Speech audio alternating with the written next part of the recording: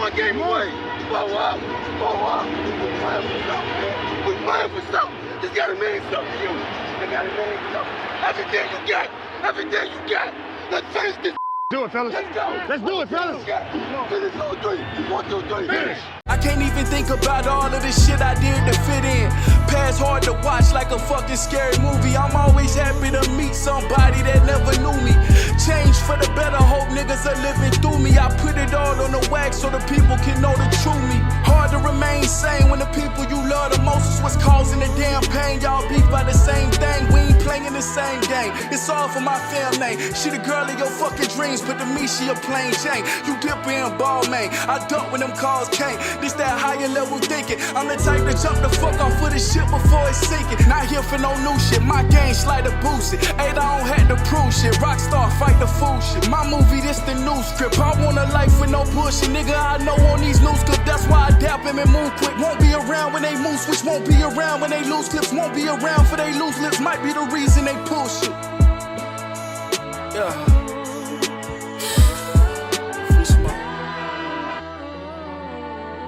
Cashing in, say, the way Liv did, well, that's like winning the lottery, isn't it? And I don't need to win the lottery because I work my ass off every week for a paycheck. Bro, I wake up every day and say to myself, the first thing I say to myself, fucking hate this job, bro. And do I have enough money right now to quit? And I don't, so you know it is what it is. But listen, how the fuck y'all doing today? We have we have Saturday night football. Saturday night. We just got Saturday football in general, bro. Saturday football in general. We had in general, whatever. We had the Indianapolis Colts headed to Minnesota to take on the Vikings. Baltimore Ravens headed to Cleveland to take on the Browns. And Miami,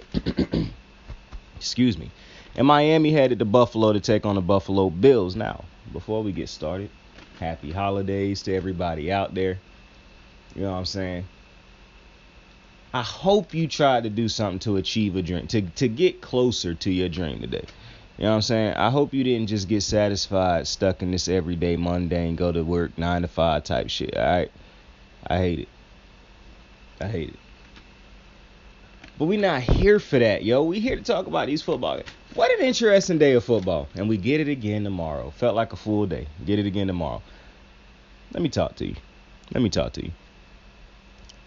You know, it's always amazing to me when I see certain things. Example, when I see a team that cannot score 33 points in the first half of a game, and then follow that, I'm thinking to myself, well, that's crazy. But then I continue to watch, and then in the second half, I watch that exact same team that scored 33 points in the first half. I watched them then proceed to score 3 points in the second half, and let the team that let them score 33, they allow that team to then score 36 and a half. A score in which usually is the end game score. They put that up in a half. That's usually the score you accumulate through 3 quarters, 4 quarters. If you beating the hell out of a team, yeah, maybe it's a 3-quarter type of accumulation.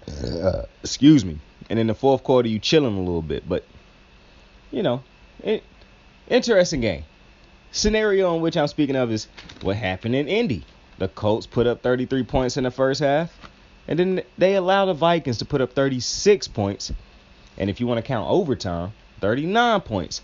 Minnesota went in halftime down 33. 33-0 to the 4-9-1 Colts. How, Sway? You know, football is such a beautiful sport sometimes. It's so confusing in other times.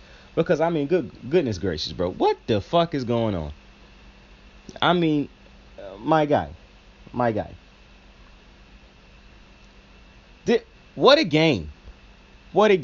And we're going to get to that in a second. But I just had a thought that popped up in my head, bro. Shout out to anybody. Because, you know, Christmas is next Sunday. And I'm seeing pictures online of all these rich people who got these dope ass setups for Christmas and whatnot. And that's what it's all about, bro. Ain't that what you trying to get rich for? You know what I'm saying? So you can have that type of Christmas, that type of throwdown for the holidays and shit like that. People be like, man, they bragging, yada yada. They not bragging, bro. They showing you what you could get to one day. I know you listen to a lot of negative people nowadays who tell you that this dream is unachievable. You have to be a part of this type of thing and certain this. Just keep grinding.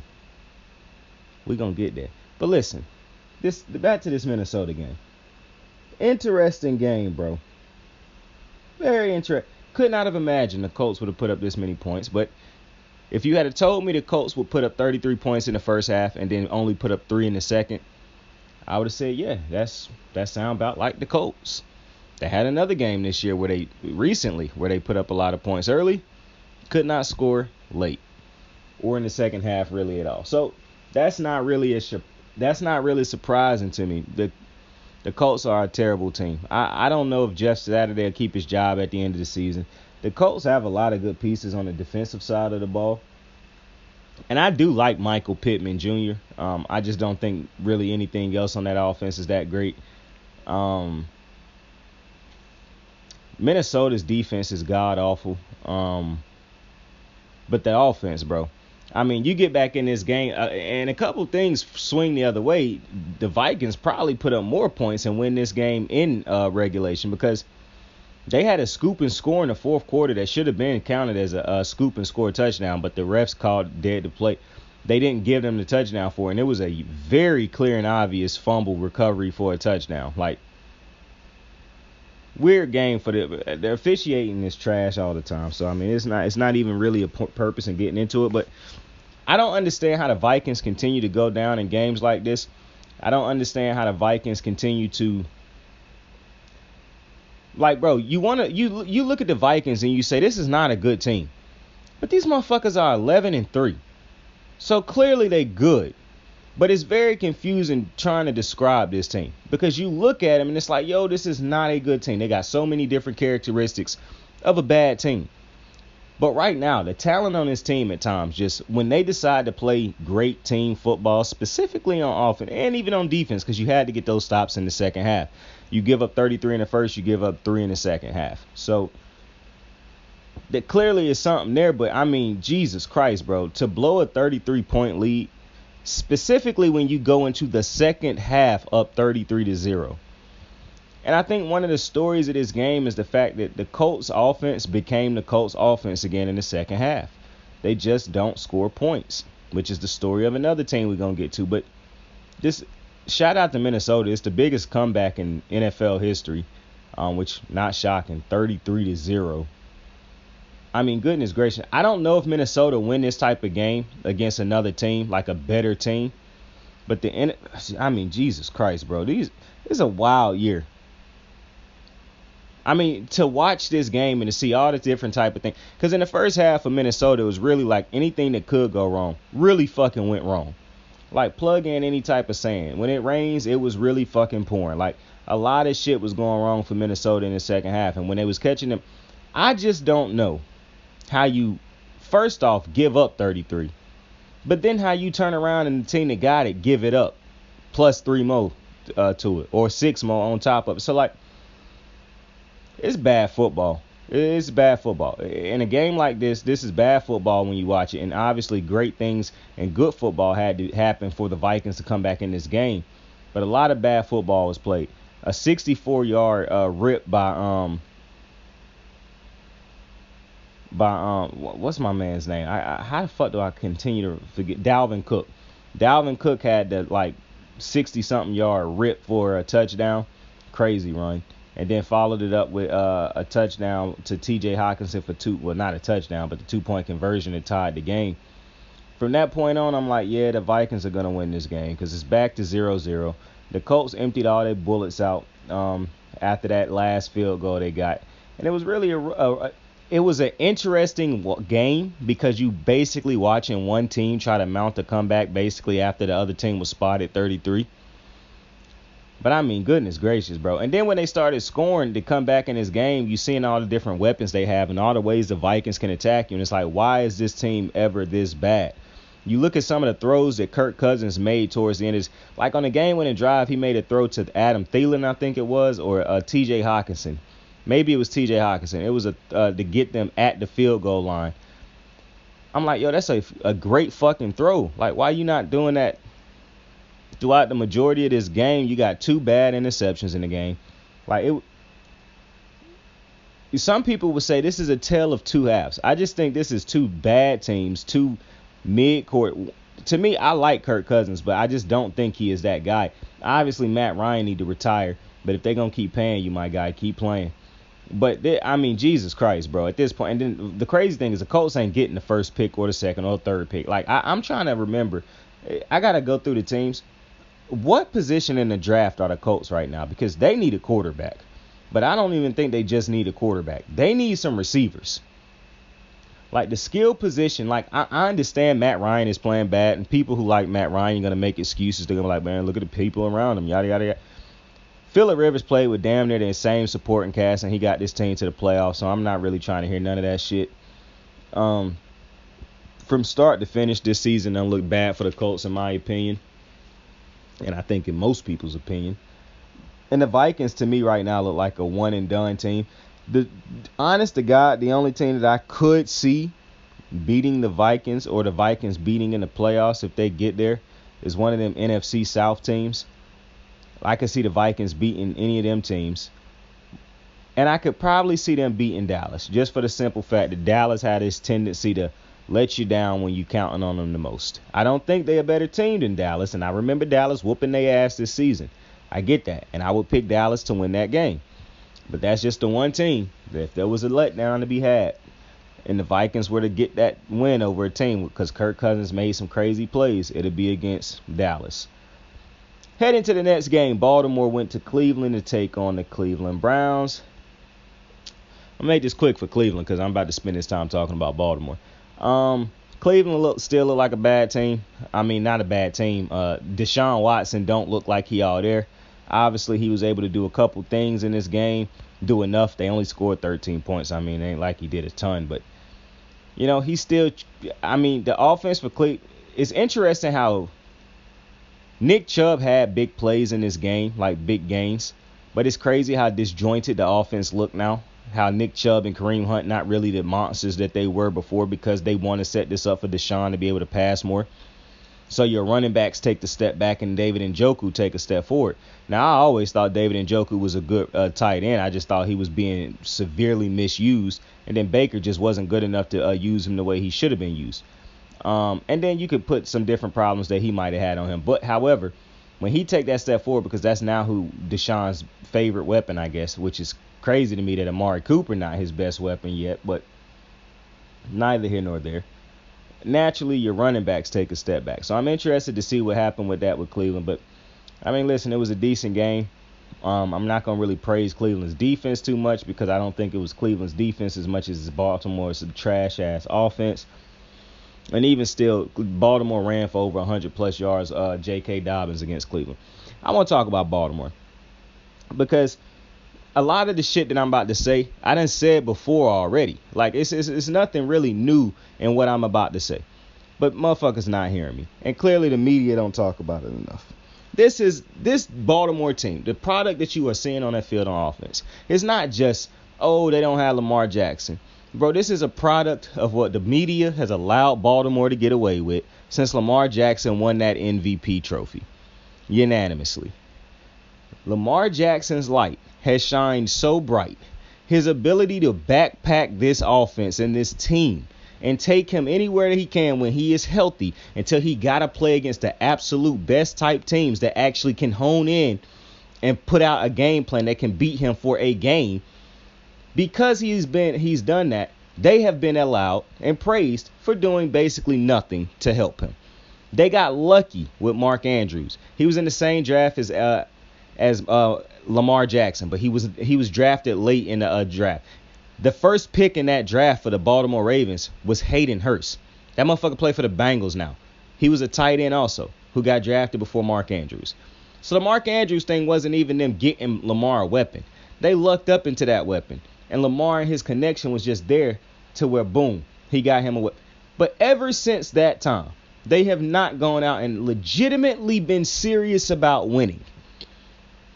They've gone out and getting him a Dez Bryant who came off of a 2-year retirement. They got him Deshaun Jackson, who we thought was retired when they just signed him. They got him Rashad Bateman in the late round, so you excited about. He a receiver who been hurt his first 2 years. That would tell you that's not somebody. And plus, serious teams are not trying to rely on a rookie receiver for a MVP quarterback unless you took that rookie receiver within the first 10 picks. So all these excuses that people continue to get of Baltimore Ravens make no sense. This is a team that is so very clearly shown they are not serious about winning. They continue to trade and sign high-name defensive players, but the defense never come through for them. Yet, the dude who do come through for them on a regular basis, the reason this team is a competent team, the reason people always put them in the Super Bowl contending teams, is Lamar Jackson. But instead of going out and getting him actual outside receivers, legitimate number one receivers, making a trade for one, they continue to sign running backs. They continue to sign 50 million different fucking tight ends. None of the tight ends hit. Mark Andrews still the only good one. None of the running backs hit. J.K. Dobbins always hurt, and yeah, he having a good stretch right now. But like I said, not there consistent enough to make the difference that Lamar Jackson needs. And it's a running back. And a pass-first NFL now.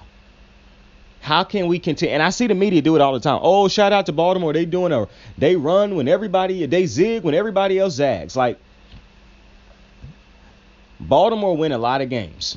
They don't win a lot of championships because they are not serious about winning.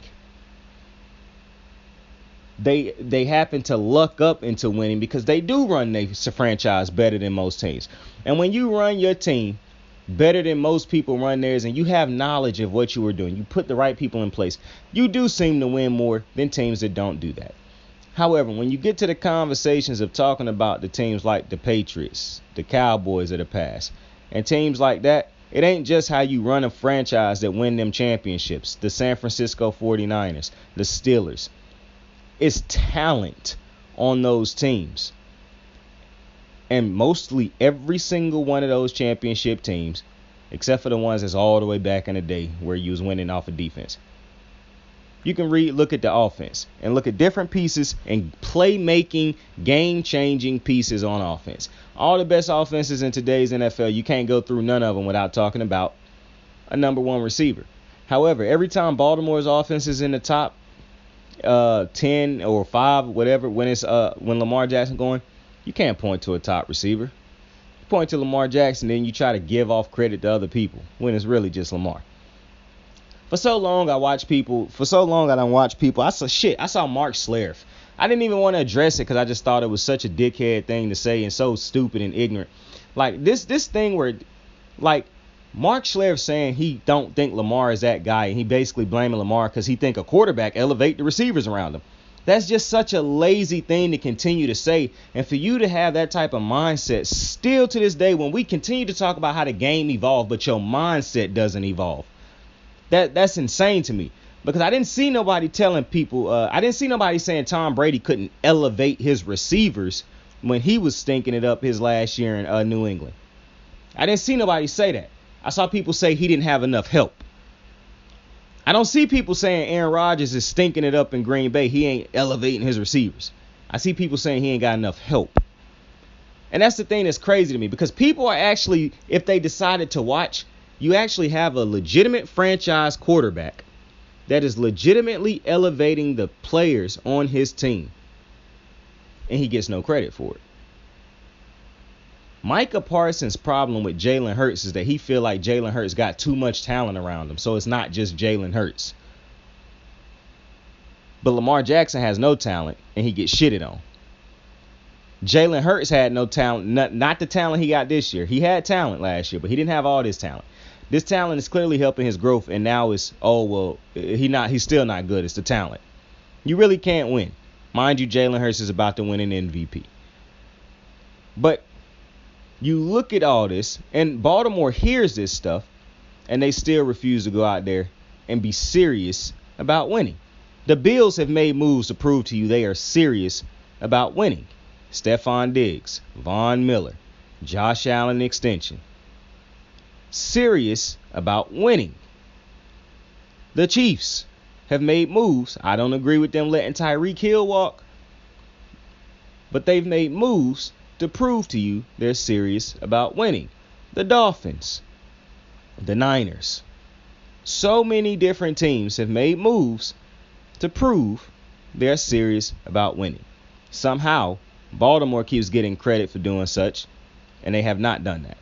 But Lamar Jackson gets to sit back, take all the blame, take all the criticism of every shortcoming of Baltimore. It's going to be people who get on TV who say, instead of saying that Tyler Huntley is nowhere near as good as Lamar Jackson and the Baltimore Ravens have a problem, what they're going to say is, ladies and gentlemen, I have something to tell you. The team wouldn't have looked that much better if Lamar Jackson was playing. And then begin to defend everything Baltimore is doing, rather than going at the real issues. For one, Tyler Huntley is nowhere near good as Lamar Jackson. I've been knew that. Even when white analysts hopped on TV last year and the coon-ass analysts like a Stephen A. Smith hopped on TV last year and continue to tell you how great Tyler Huntley was and that he was not that much worse than the Lamar Jackson and that they could let Lamar walk because they got a Tyler Huntley as a backup plan. If you watch these games, you would have known how absolutely fucking insanely stupid of a statement that was for multiple analysts who get on TV every day and get paid by these high networks to say this stupid shit. That was a message that was constantly spread throughout the last year, that Tyler Huntley is somehow just as good a player as Lamar Jackson. I watched the games. I watched the film. Tyler Huntley is not even a good thrower of the football, in my opinion. But I heard an analyst on TV this week say Tyler Huntley a better pure passer than Lamar Jackson. They just say shit to talk, bro. They literally say shit to talk. The Ravens pass game with Tyler Huntley is non-existent. They throw a bunch of dink and dunk plays because he can't go down the field. He had a good running game behind him and still wasn't good. He nowhere near as fast as Lamar Jackson, but because he can run, people think, oh, he just like Lamar. Nowhere near as elusive as Lamar Jackson. I saw so many runs today that he got stopped on that Lamar Jackson picked up far more yards on. Plays that was out there to be made. Greg Roman, I take back the positive things I said about him. The man's been a god-awful the last couple weeks. You still got receivers running in the same parts of the fucking field, nobody getting open. So who the fuck the quarterback supposed to make a throw to? And this ain't just Greg Roman. This is Baltimore. Because John Harbaugh and the Ravens organization continue to employ Greg Roman. For multiple years, they had an MVP, unanimous MVP, and they didn't get better after he won it. They didn't go out and do things to help that unanimous MVP get better. They just continue to put all the pressure on Lamar Jackson to be able to run the ball and pass the ball. Nobody else done had to get better at their job. Nobody in the media hold anybody on the Baltimore Ravens accountable at getting better at their job. They just pawn off credit to everybody else that Lamar Jackson is the reason for it. And then Lamar Jackson sit back and take all the blame and the criticism for when things don't go right. Could you imagine how much better? See, I don't have to be an NFL player or former player like a dumbass Mark Schlereth to understand the game. That's just... I feel like these dudes who played the game, they can like who they like and then disguise it and say something stupid and say, well, I played the game, so clearly I know what I'm talking about. My guy, you don't know what the fuck you're talking about. Because if you think that in today's NFL, when you have Justin Jefferson's out here making Kirk Cousins look like great quarterbacks, you got Tyreek Hill changing the complete trajectory of Tua's career. You got quarterbacks like that. And you tell me, I hate it when people try to use the most extremes as they excuse. Well, look at Pat Mahomes. He ain't throwing it to nobody. Pat Mahomes has weapons, for one. They ain't Tyreek Hill. I'm not going to confuse any of them receivers for number ones. But that's also Patrick fucking Mahomes. Most people agree Pat Mahomes is the best quarterback in football. Not to mention, I also say Lamar Jackson and Pat Mahomes are two quarterbacks who actually make the talent around them better. I didn't need to see him without Tyreek Hill to understand that. But did we mention he had Tyreek Hill, Mark Schlereth? Still to this day a receiver the likes of which Lamar has never had.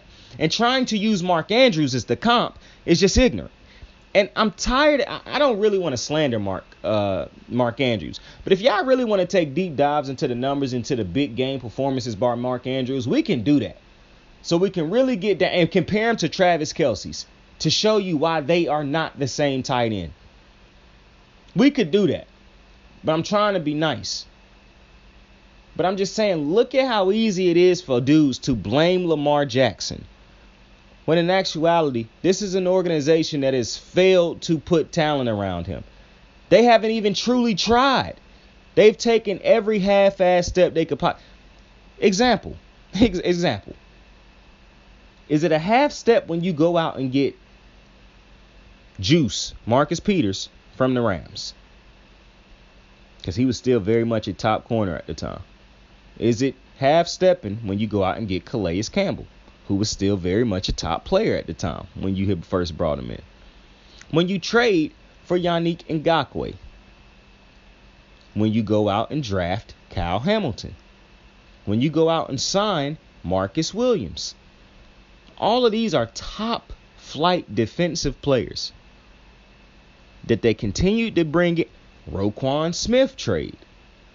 Moves that they constantly made to make the defense better.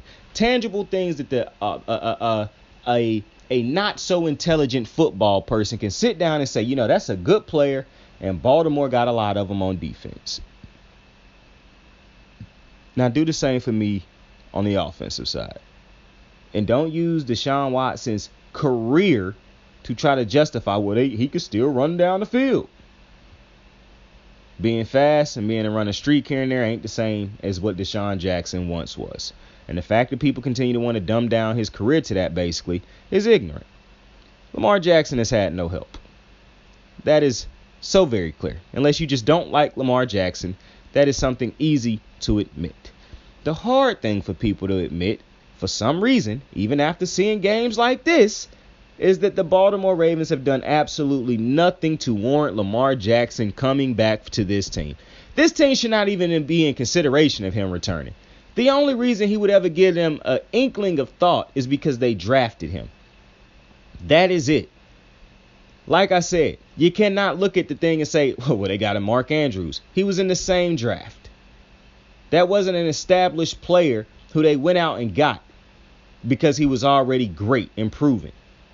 That was a young guy they took a chance on in the draft who they didn't even think was better than the first round draft pick they had. It just turned out they had luck on their side with that one. But excuses continue to be made. You got motherfuckers like Emmanuel Acho who go on TV and talk down on Lamar Jackson, who talk crazy about Lamar Jackson, when the situation is so very clear what it is. Tom Brady struggling in Tampa right now. I don't see anybody saying he don't make them receivers better. I hear everybody blaming everybody else but Tom. And the interesting thing is you look at Joe Burrow. It's funny how they talk about Joe Burrow when he has all his weapons and when he don't. I mean, hell, he could be losing one weapon, and because of how they talk about Tyler, they try to make you believe because they know that y'all not watching as much football as they say they watch. So they know the average viewer does not know how good Tyler Boyd and definitely T. Higgins are, because who's sitting down watching the Cincinnati Bengals? But they know you know how good Jamar Chase is because he get talked about on Twitter. He got highlights everywhere. So that's who they're going to talk about the most. That's how this thing works. That's how they get the clicks. They're going to talk about the guys that you know. They're not going to talk about two guys that most NFL fans barely know. Most football enthusiasts, though, if you are a true football junkie, you know how great T. Higgins and Tyler Boyd are. But they act as if Joe Burrow has no weapons. If you're a real football fan, you know how great Joe Mixon is. But they pawn that credit off to the head coach also. It makes no sense. But, you know, Baltimore, I love it when Baltimore, it's very easy to watch. Well, it's not easy. It's hard to watch Tyler Huntley play because Tyler Huntley ain't a good quarterback. I didn't need to listen to all these dumbass analysts try to tell me a lie that he is. And this, I watched the games. Tyler Huntley is not a good quarterback. And that's not a shot at Tyler Huntley. He's just not a good quarterback. Plain and simple. Probably would tear it up in college. I doubt it. I really don't see anything in his game that made people say yeah, this dude is anywhere near as good as Lamar Jackson, other than he's black and can run. And he don't run nowhere near as good as Lamar Jackson even then. So, Cleveland picked up a meaningless win. Baltimore picked up a terrible loss. And I'm not shocked, to be completely honest with you, because like John Harbaugh said, this offense need to score up more points. You don't say. And the Ravens will sit down this offseason, come up short once again. If I'm Lamar Jackson, I'm not touching the field, bro. It's just plain and simple. My value continues to rise. We would have made the playoffs if I started. Lamar Jackson would have been in the playoffs every year of his career if he starts, which is very interesting to me that Joe Burrow punk ass only is able to win this division when Lamar get hurt. So for as much as y'all love Joe Burrow and how all his receivers, just keep in mind he only wins the division when Lamar get hurt. Because every year Lamar done been healthy, he done been first in the division. Not Joe Burrow. I just want to put that out there for the people in the back who continue to shit on Lamar but praise Joe Burrow, who got a phenomenal offense. Oh, but his offensive line back. Lamar Jackson got a mid-offensive line and no weapons. What are we doing right now? Just because Lamar can escape better than Joe Burrow and avoid the sacks don't mean nothing to me. However, like I said, Baltimore deserves losses like this because the organization will look at this L, come up short once again this season, and go out there and sign some defensive players. Go out there and draft defensive players.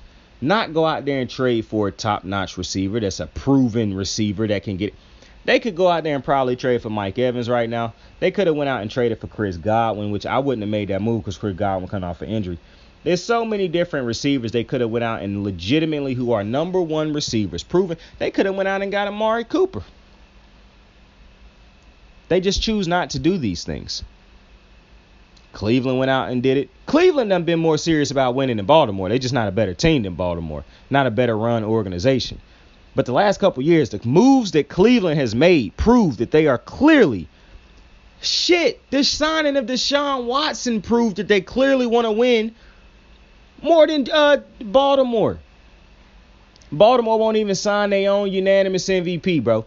But they expect him to take a discount and play with these trash cans around him. I continue to say, and that's no disrespect to people.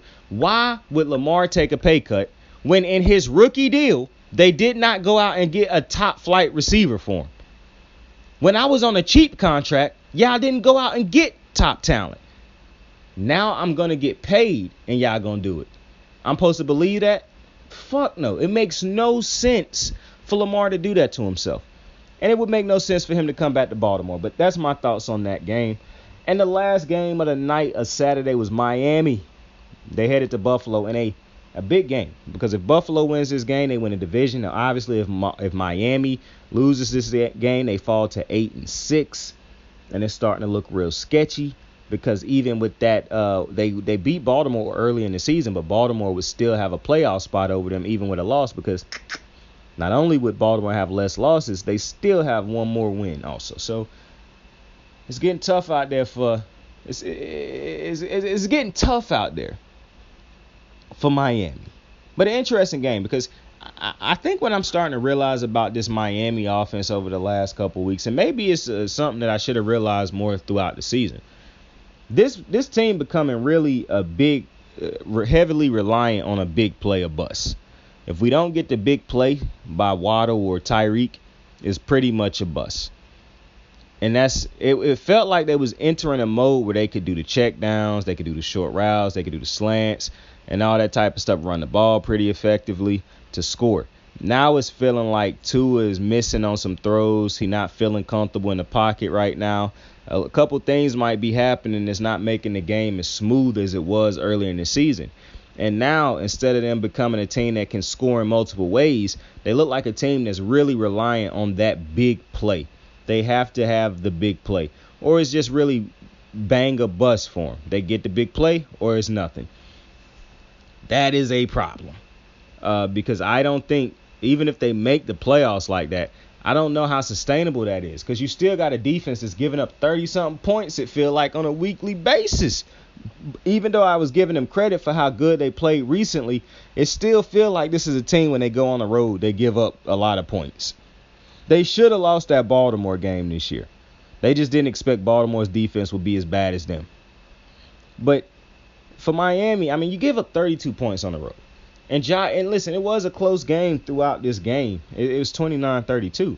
But still, a lot of different people is hurt right. I mean, I understand you missing Von Miller. Jordan Poyer is back, but Michael Hyde is out. Like, there's some key pieces. Tre'Davious White looked great in spots tonight. And he's still coming back from an injury. Like, he's still getting his feet under him. So you would have thought in the last couple of weeks, just like the Chargers defense really not that great.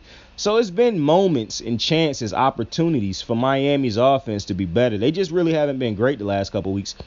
What's interesting about Miami is, as bad as Miami's offense has looked the last couple of weeks, I don't want to seem like I'm compounding an issue. It just feel like Mike McDaniel's worst coaching stint is being shown the last couple of weeks. Like the timeout situation last week in L.A., I thought was absolutely ridiculous how he blew through all his timeouts that early in the fourth. Some of the play calling in this game just didn't make sense to me. A lot of third down conversions they did not pick up in this game, and I did not understand the play calling on some of them. Like, it's multiple times where you feel like just run the ball. But then it's like, nah, I want to prove to people Tua is a good quarterback. And I'm like, bruh, this shit don't matter right now, bruh. Just win the game. Like, dude was going. It feel like at times some of these geniuses, I think that's my thing when it comes to Kyle Shanahan compared to everybody else. Kyle Shanahan feel like he is such a genius that he don't need to prove it. He go with the highs and lows of a game. He not finna get erratic throughout a game. He is reading a game and the momentum and the swings and whatnots of a game, and he going with that. Like, he not dictating his game plan just off of, oh man, that happened, so now I gotta completely change my game plan or do something drastic. He just stay with it and trust in his coaching, which is why his team probably is the same way. They don't panic. They don't get too high. They don't get too low. That's probably why the 49ers, our team, ran like that. You look at some of these other teams, man. Like, Miami just feel like a team. The Chargers are a great example of it. The coach sometimes, it feel like he coaching based off of the game. And one of the worst things I think that can happen sometimes is when you're not coaching the game you are in. When you are trying to coach another game or a past game. Like, oh, I didn't go for this play last game and we lost, so now this game I'm going to go for it. Bro, you can't coach last game this game. This is this game. You need to understand what's going on this game. You need to understand how this game is going. The flows, the highs, the lows of this game. And because I think you got so many young coaches that's usually considered geniuses, which I know Buddy over there with the Chargers is not considered that. He a defensive mind. That is hurting some of these teams, in my opinion. Now, I don't think Mike McDaniels is killing his team with some of the decisions he done made the last couple of weeks. I'm just saying I noticed that is happening. Now, I don't think he an extremist like some of these other coaches, like when things is going to certain. But I do see him falling into that category of just go with the flow. Like, it's like he become impatient with how the game is going at times, and he start doing dumb shit. And I'm like, you don't know how to do that, my guy. You got a good enough offense. You just trust that y'all gonna call better play. Like, don't completely change up the way you call the offense by just stop calling runs and shit. And that's the thing. Miami's defense continues to keep them in games even when they fucking give up 32 points. Somehow they stay in the game long enough to where the 32 didn't really matter that much because they ended up putting up 29 on the board. But still, it's like the offense is not coming through like it's supposed to, or like they wanted to complement the defense in ways it's supposed to. I think the biggest reason Miami lost this game, though, is the second half of this game. The lack of conversions on third down, bro. They had multiple opportunities not to just take the lead like they did, but to win the game and to take a bigger lead. They took the lead and never looked back after that. And it was a lot of time left in this game after they took the lead to keep piling on. They had multiple other possessions after they took the lead. The defense made big plays. They got fumble on Josh Allen. Like, I started off kind of taking a shot at Miami's defense, but the Miami defense made plays in this game, just like the Vikings defense did. I just felt like coaching-wise and offensive execution-wise just wasn't there. And one of the problems, like I said, when you have to rely on that big play, and it's okay to want to rely on a big, I don't think you should be relying on it, But to always know that you can pull out these big plays, that's cool. But to now have your offense basically be dumbed down to hoping you make a big play, like that's not gonna work, because Miami was able to throw short passes behind the line of scrimmage and dudes was picking up crazy yards and shit like that. Now it's kind of feeling like the offense it feel like teams done figured out the offense a little bit. Maybe it's that. Maybe it's teams adjusting better. Maybe Tua really is going through a struggle right now. Mike McDaniels ain't on his coaching shit right now. It's a lot of different things. I'm not going to put it all on Tua, but the Buffalo Bills lock up the division. This became a snow game in the fourth quarter. So throughout most of the game, it wasn't a snow game. It became a snow game, though, like the snow globe game. It was a very beautiful sight. I'm not going to lie to you. I don't think cold weather is the best time to play football because of what it do to your bones and how freezing it is and shit like that. But, you know what I'm saying? It's nice to see it when people actually are out there playing in the snow. But the field goal to win the game for Buffalo, march down the field, basically. Listen, the calls in the game, it was a couple bad calls in my opinion, but that's going to happen in a Buffalo game. It is what it is. I will say this. It was a play in this game that I thought could come back to bite Buffalo, but they got to stop. And dude ran clean into the fucking kicker, like easy roughing in the kicker. And that led to a touchdown. And I was like, man, this going to kill them, ain't it? Because it was such a crazy running into the kicker. I'm like, how does this even happen? But either way, 3 great Saturday night football games. Cannot wait to do it again tomorrow.